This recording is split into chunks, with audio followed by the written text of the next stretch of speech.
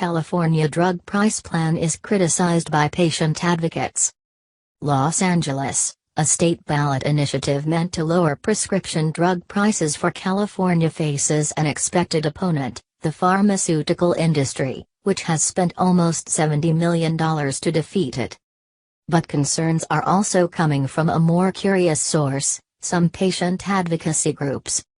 Called the Drug Price Relief Act, or Proposition 61, the proposal would prohibit state programs, such as California's Medicaid, from paying more for a drug than the lowest price paid by the Federal Department of Veterans Affairs, which typically receives big discounts.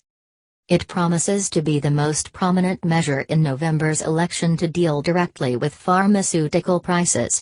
And because the effort is happening in California, the most populous state and a trendsetter, the approach could quickly spread to other states if it is approved.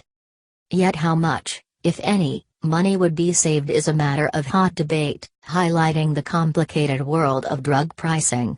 In recent weeks, there has even been a nasty spat between some AIDS activists, who say the proposal might inadvertently lead to price increases, and Senator Bernie Sanders, the Democratic presidential hopeful, who supports the measure.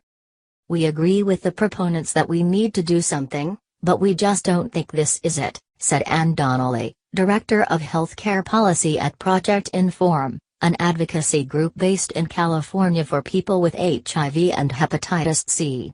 "It doesn't appear to save the state of California perhaps any money, and it could have some negative effects." Drug prices have become a big public concern and an issue in the presidential campaign, in part because of huge price increases on decades-old drugs by Valeant Pharmaceuticals and Turing Pharmaceuticals, the company founded by Martin Shkreli. A furor also arose over the $1,000 a pill that Gilead Sciences charged for its hepatitis C drug Sovaldi, which strained healthcare budgets. And list prices for a huge number of drugs to treat various conditions increase 10% or more each year.